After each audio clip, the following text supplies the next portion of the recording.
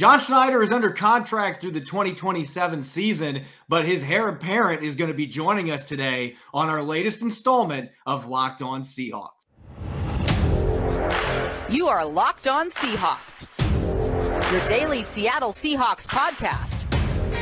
Part of the Locked On Podcast Network, your team every day.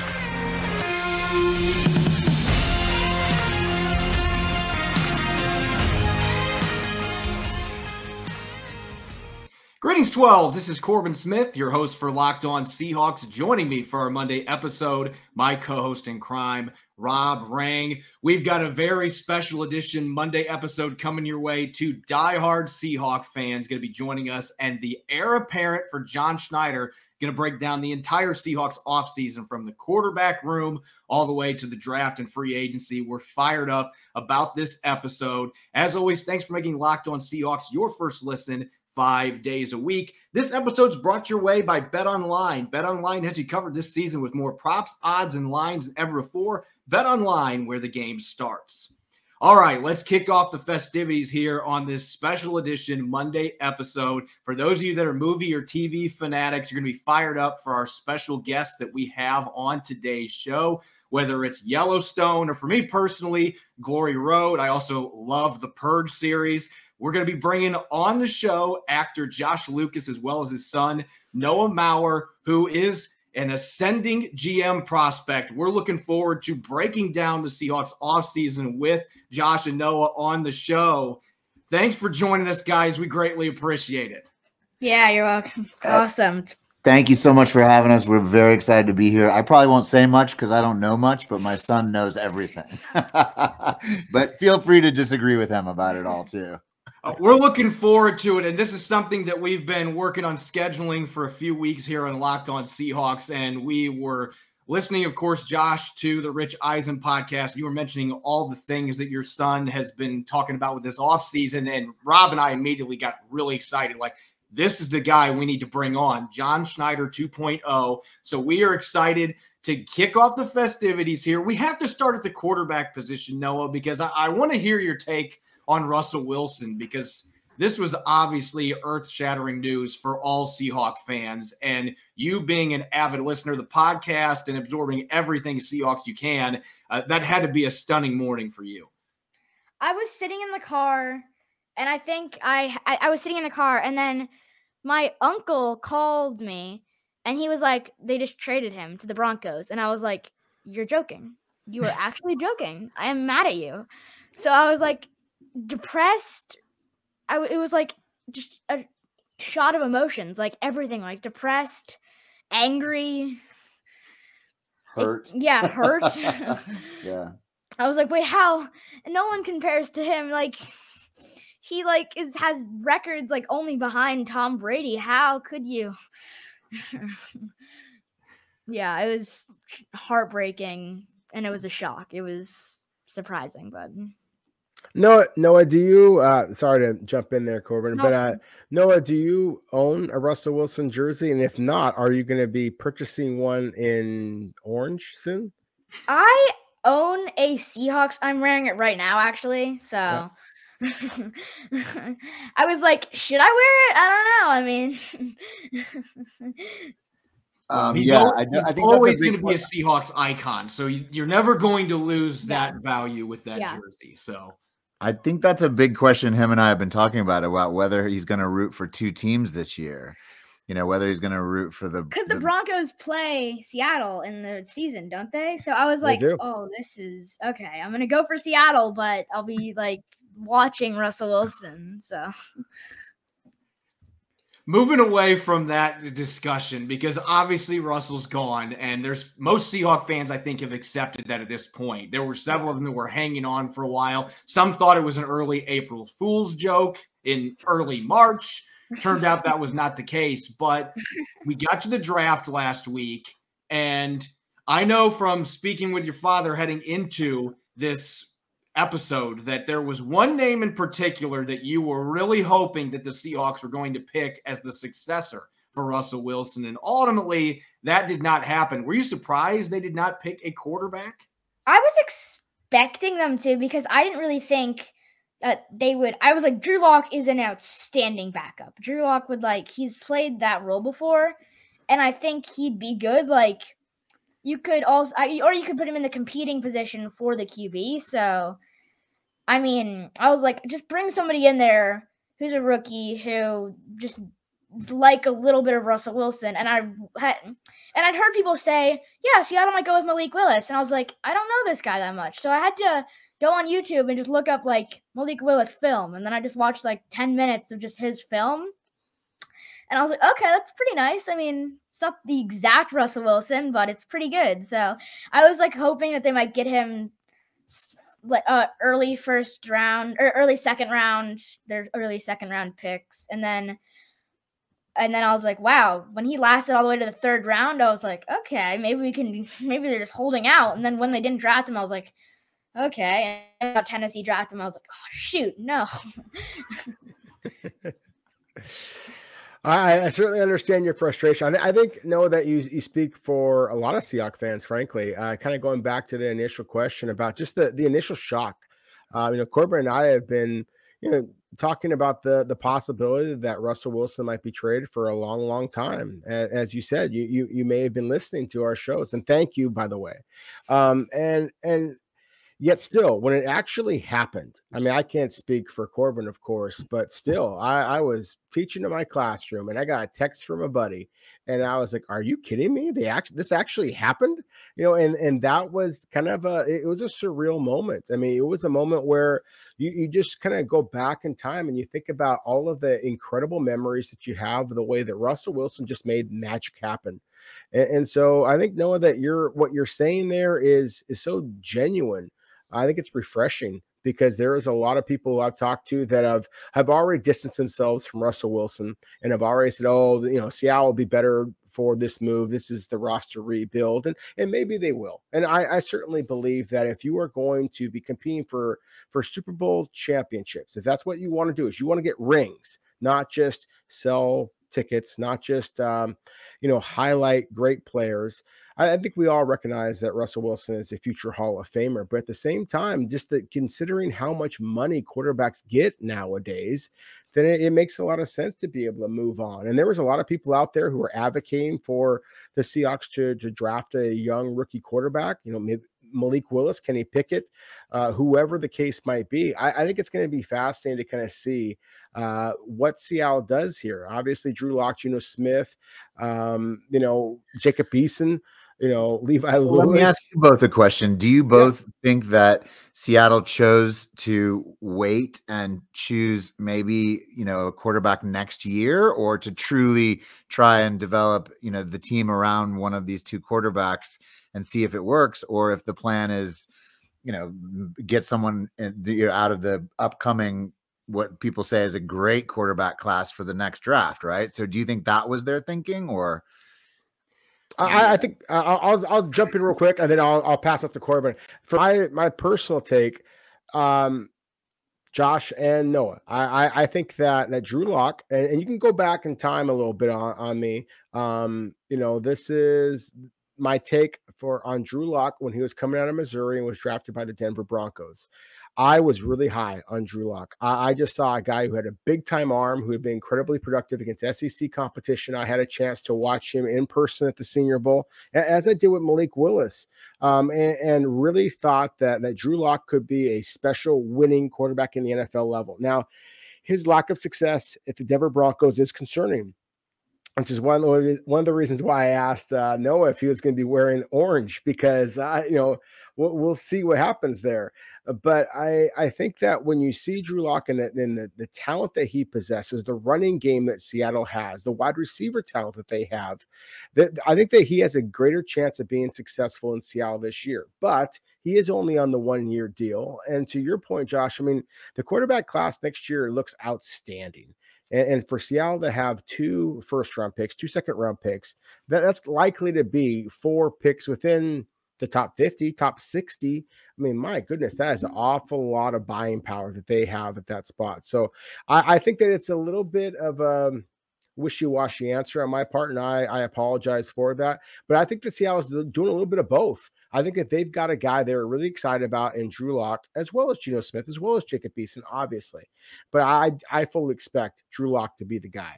And I think that they may have lightning in a bottle with him, but I also think that they are very, very excited about the quarterback class coming up. And Corbin, I apologize for stealing the mic a little bit. The show is yours, sir. Well, real quick, I'm just going to say yes is the answer to that question, because what they've truly given themselves is flexibility. Because if Drew Lock does go out and has a great season, you can re-sign him and he's still not going to break the bank to do that. You could bring him back another 1, 2, 3-year deal, depending how he plays.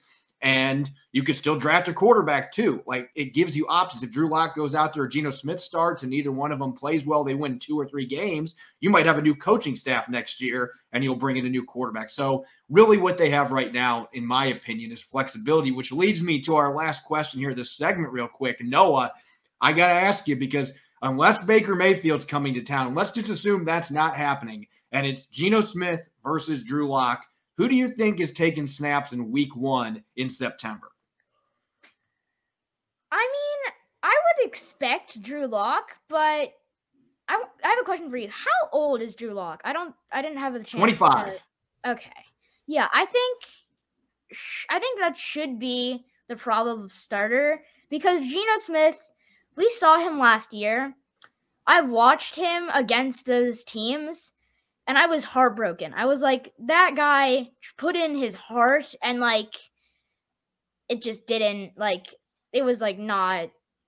I was like, I watched plays. I was like, that's a PI. That should have been called, and it was just heartbreaking. That was the thing about the Geno Smith period last year, was that actually, you know, they were heartbreaking, like Noah says, partly because a lot of things happened that weren't his fault, you know, frankly, at all. And it was like, oh man, that he just didn't get a break. And I wouldn't be surprised if we got a really interesting battle on our hands, right? And you know that might be really interesting for the preseason in those first couple games. You got 2 guys who are, you know, a veteran and a younger guy who get to battle it out. And I mean, it might be very exciting. That's what I hope. I mean, I really genuinely last year watched that period when Russell was out and hurt, and thinking, like, I really wanted Geno to play with the skill that I think he has. And I actually think he did. It was just like, oh man. But, you know, maybe he had some of the same problems that Russell had in some ways, in terms of just being supported, right? I mean, that's part of the whole question that comes up, right? Which leads us to the draft. That's the big issue here.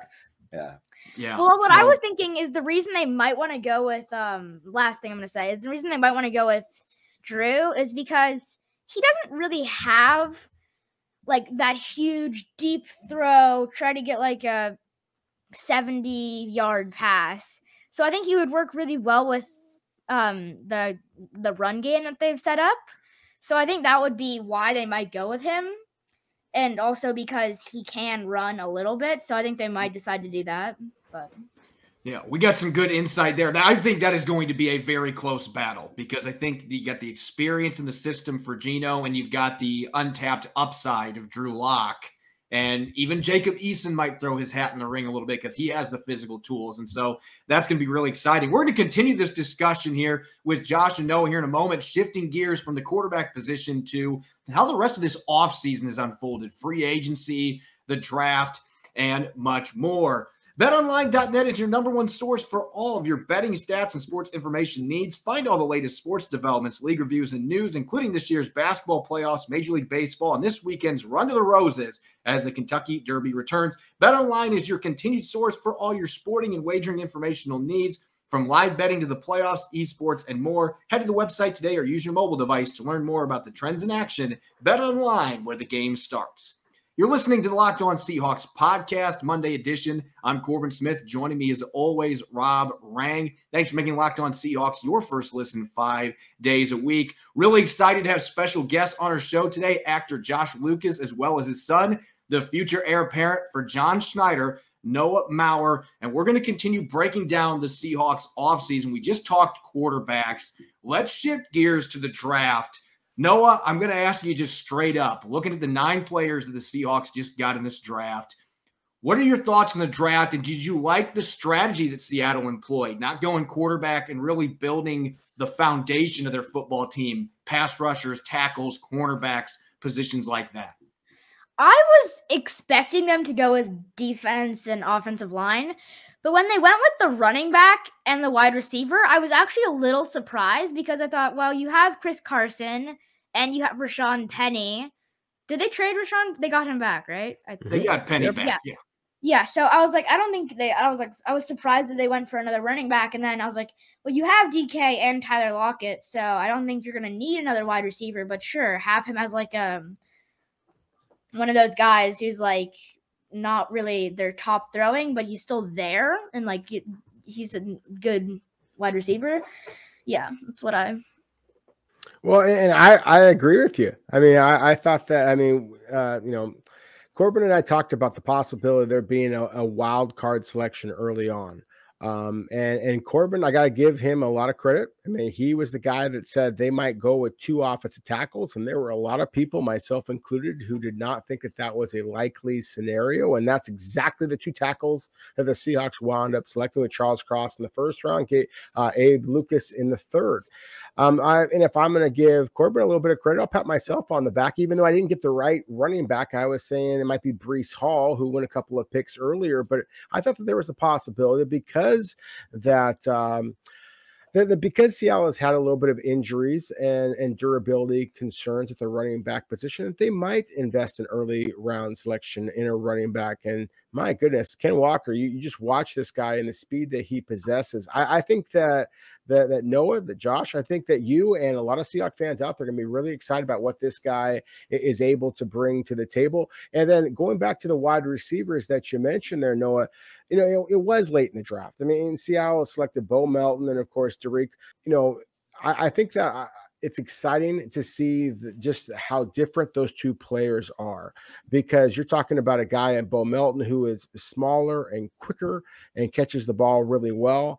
And then with Derek, I mean, he's just his athletic ability. It just screams as a guy that you can develop very similarly to the way that Seattle did previously with David Moore in the past.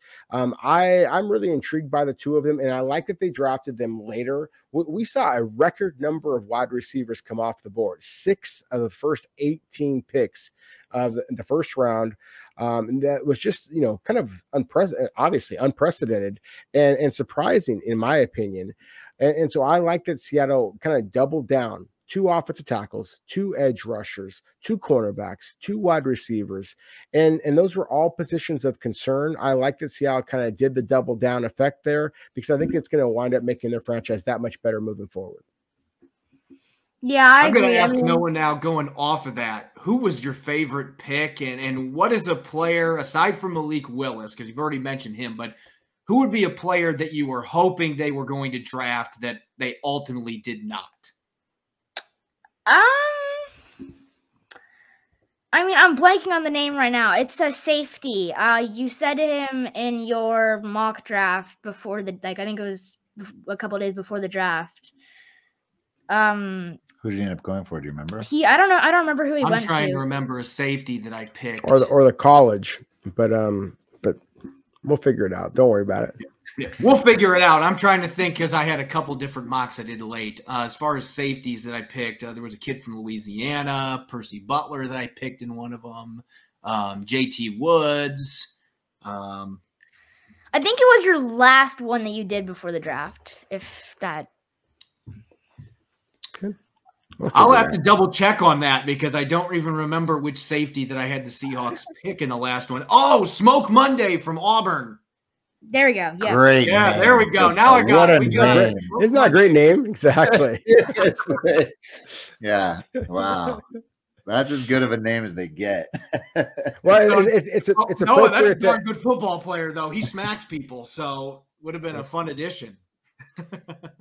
Well, and Bubba Bolden from Miami is an undrafted free agent. It's going to be a heck of an addition as well. What kind we of? were listening to your show today. Who's the kid who's is he out of Spokane or Pullman? Who's what, 315 pounds? Like that. I mean, Lucas, yeah, big Abe Lucas. Yeah, I've been calling Abraham Lincoln accidentally on the show, which I don't know why, but anyway. Yeah, big Abe Lucas at 315 pounds. We have Abraham Lincoln and Kobe Bryant. Exactly. Abraham Lincoln and Kobe Bryant are now Seahawks. Yeah, exactly. Yeah. Real quick, before we move on to our Q&A, because we had a ton of questions from our listeners who were really excited to have you guys joining the Locked On Seahawks podcast. Looking at the offseason as a whole, Noah, what was your favorite move, whether it's a draft pick that they made or re-signing a player or changing coaches? As general manager, which move do you applaud John Schneider the most for? I think the cornerback Justin Coleman, I think that was a very smart decision. I've watched a few of his tapes and I was enjoyable, but I've seen him in games and he's a very good cornerback. So I was impressed by that.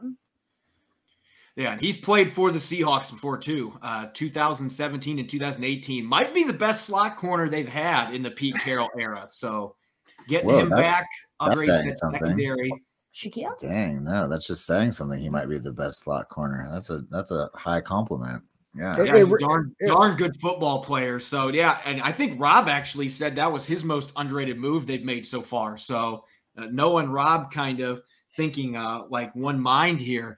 We're going to get to some Q&A questions here, some Seahawks, some movies, some pop culture, all kinds of stuff thrown in coming up here in a moment on the Locked On Seahawks podcast. It's almost summertime, and if you're like me, you're going to need quick food on the go. Built Bar is the perfect snack to take on family vacations or whatever summer adventures you have planned. I know when I go hiking at Mount Rainier and other beautiful places in the state of Washington, I'll be glad to have a delicious Built Bar to fuel my journey. Built Bars are covered in 100% chocolate and come in many delicious flavors. If you haven't tried Built Bar Puffs, they're absolutely delicious. My favorite flavor, banana cream pie. I'll eat 3 or 4 of them in one sitting, not afraid to admit it. Regular Built Bar comes in amazing flavors as well. Peanut butter brownie, as well as orange cream and salted caramel. Built Bar is coming out with new flavors every month, so make sure to check them out at their website, Built.com. Visit Built.com and use the code LOCK15 for 50% off your next order. Again, that's Built.com. Use the code LOCK15 for 15% off your next order. You're listening to the Monday edition of the Locked On Seahawks podcast. This is your host, Corbin Smith. Joining me as always, Rob Rang. Thanks for making Locked On Seahawks your first listen 5 days a week. We're proud to have actor Josh Lucas and his son Noah Maurer joining the show, talking Seahawks. And let's get to our Q&A. Tons of questions from our listeners who were really excited to have both of you joining the show. Some Seahawks questions, some movies and pop culture related questions, and just some random questions because our fans love to throw those at us. So here we go. Without further ado, first question here coming from Spencer writes, do you think the Seahawks should bring back KJ Wright? Why or why not? Noah, KJ Wright didn't play for the Seahawks last year, but he right now has basically said Seahawks or nobody. Do you think Seattle should bring him back for this next season? I mean, they brought in a linebacker and they drafted some linebackers, so I don't think you'd require it. But I think he's a good player, and I think you could use him very well. And so I think it would be helpful, but I'm going to say no, just because you have a lot of linebackers there already. So I'm just going to say I actually don't know the story. Why is he saying he won't go to anywhere else? That's just where his family. He wants to stay in Seattle with his family. Last year he played in Las Vegas and he had to spend several months away from them. And he's just decided at this stage of his career that this is where he wants to be, or he's content. That's the word he used, content, hanging his cleats up. So, well, I'm going to disagree with my son, my future GM son. Say, bring the guy back. Let him compete. Come on. Let him get in there. Absolutely.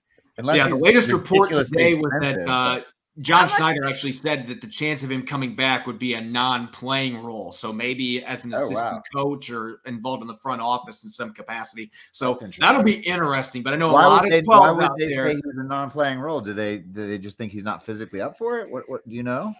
I think that's part of it. The scheme change. It's just not really a fit necessarily. I would tend to agree with that assessment. And it's not that I don't think KJ can't play anymore. I just don't think I don't think he fits, and I think they got some intriguing young guys back there, as Noah was mentioning, that they've added the last couple of years. So we'll see. I've seen the Seahawks do crazier stuff than bringing KJ Wright back, so maybe it will happen. We'll have to just wait and see. Next question here, coming from Taxi Wright. If you could rebrand an NFL franchise, what Yellowstone-inspired name and mascot would you choose and why? I think this question was specifically for you, Josh.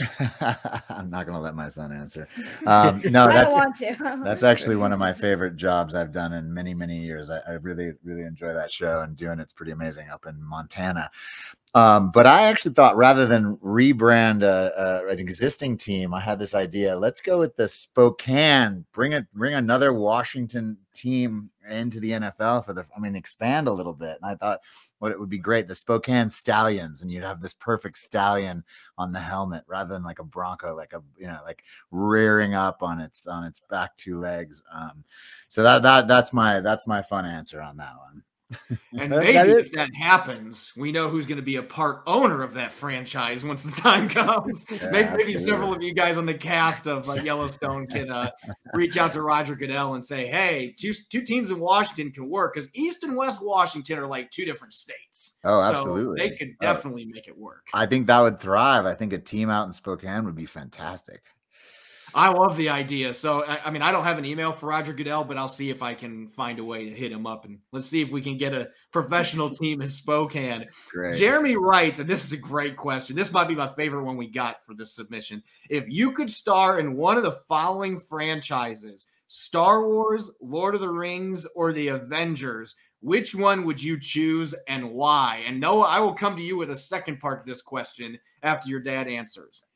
Well, I'll tell you an honest and embarrassing answer to that, which is that I recently almost got to star in the new Lord of the Rings franchise that's coming out. And frankly, I had some troubles with the accent. I couldn't kind of get the accent.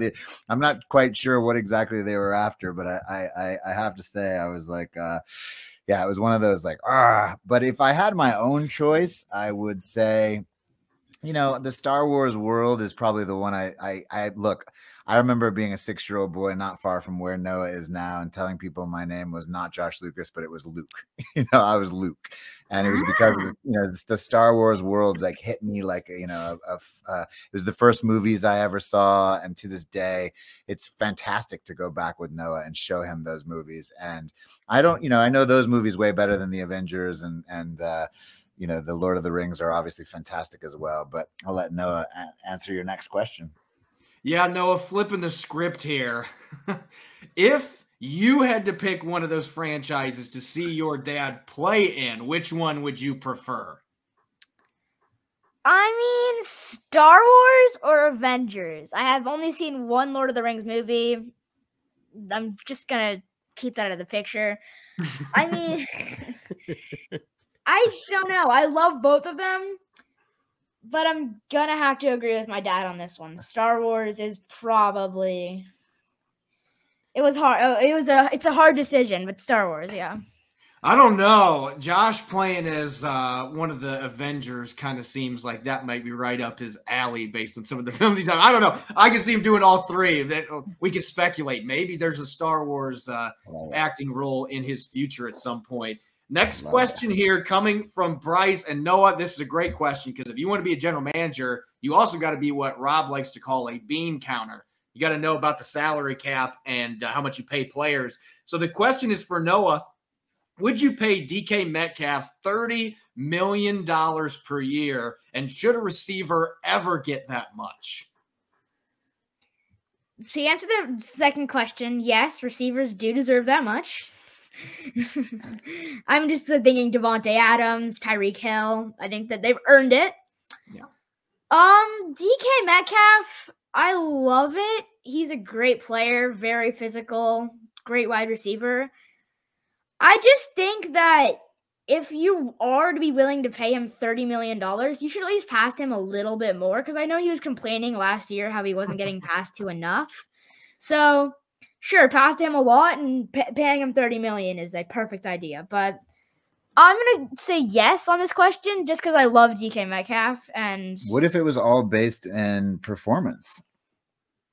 I mean, it was entirely based. That's a very valid question. Incentives. Yeah, exactly. Entirely, entirely incentive-based salary. I think that would be. Has it ever happened where they've had an entirely incentive-based salary? Well, they've had minimum. They have to have right? a base. Yeah. They have to have a minimum base salary, but not for that kind of money. I don't think they've never been fully like, hey, if you don't do anything, yards. Get $2 million. But what if the NFL worked that way, where you had a $10 million base salary, but you could get an additional $20 million if you performed, truly brilliantly? They're like, wow, he got 10,000 yards somehow. Just give him that extra 20,000. Well, and they jump in. I think teams would love that, right, Rob? they might. And Marquise Brown. I mean, I think that's been the kind of the conjecture here in the last couple of days, is that Marquise Brown, who of course was with the Baltimore Ravens and then kind of pushed for a trade to the Arizona Cardinals, who do throw the football a lot. So kind of to Noah's point here, Josh's point as well, it does feel like teams are doing that a little bit more, that if, and certainly players as well, if that they are able to kind of reach those escalator, those booster clauses and be able to get as much money as possible. Let's just think about it. I mean, the Baltimore Ravens, they're built around running the football. Lamar Jackson and that running game, they're not going to throw the ball that much. But then you go to the Arizona Cardinals, that's all they do is throw the ball. and so Marquise Brown, he's going to go to the Arizona Cardinals, and he is going to put up a lot bigger numbers for Arizona, presuming that he stays healthy and all that, of course. But it just looks like that is a much better system in Cliff Kingsbury's offense. Kyler Murray, his former college teammate at Oklahoma, throwing him the football. Then, yeah, I think that Marquise Brown is going to maybe not get 10,000 yards, as Noah said there, but still a lot of yards, a lot of touchdowns. And that certainly is exactly what his agent is looking for, to get both of them paid a lot more in Arizona than in Baltimore. So I think that you're going to see teams do that. I think, frankly, going back to the Seahawks conversation, Russell Wilson, there's a possibility that Russell Wilson throws for a lot more yards, a lot more touchdowns. Let's see if he gets a lot more wins with the Denver Broncos playing in that system than he did with the Seattle Seahawks. Look at our next question here from Steven writes, do you think Pete Carroll and the Seahawks going back to their roots with a great defense and run game will make the team better as a whole? So this is kind of Noah, that question. Can this team be better in the long run, moving on from Russell Wilson, by going with the things that Pete Carroll thinks win football games?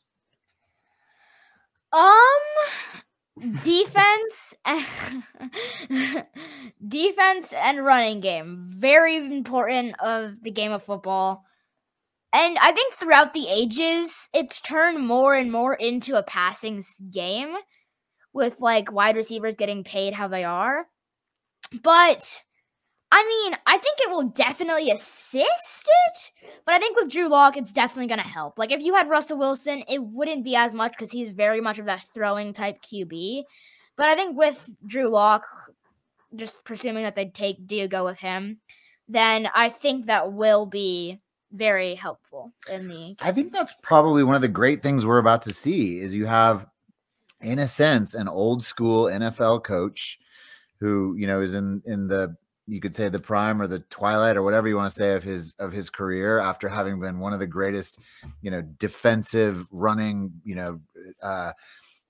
scoring, control the game coaches probably of all time, from his college career all the way through his NFL career. So that's a very interesting question, because at what point was Russell Wilson, as much as he's one of the great quarterbacks of all time, maybe not the right quarterback for Pete Carroll?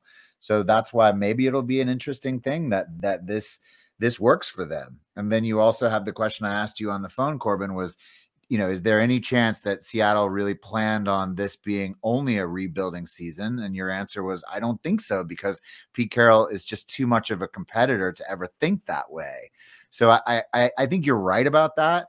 The only, maybe caveat is if he was willing to say 1 year he would allow the team to go, basically not go south by any means, but knowing that they're going to get some great quarterback in his, next year. I don't know how. I personally don't even know. Do you know how long is Pete Carroll's contract still at this point? Is he's under contract through 2025? So wow, okay. He has some flexibility here, and I think he's probably got a 2-year window to get that quarterback. But like you said, it really does create a big question because Pete Carroll, Mr. Chomp on the gum, super hyper 70 going on 18, like he's not going to want to go out and win 3 games. Like that's just not in his DNA. So we went and watched practice a couple of years ago, and it's truly amazing to watch the guy, walk the field, right? I mean, it's a level of energy and a level of, almost childlike passion, which is just extraordinary to see. Even early on in the practice season, he's a fireball. And we've listened to his podcasts where he goes on and talks about the mental aspect of performance and sports and competitiveness. And I really think you're right.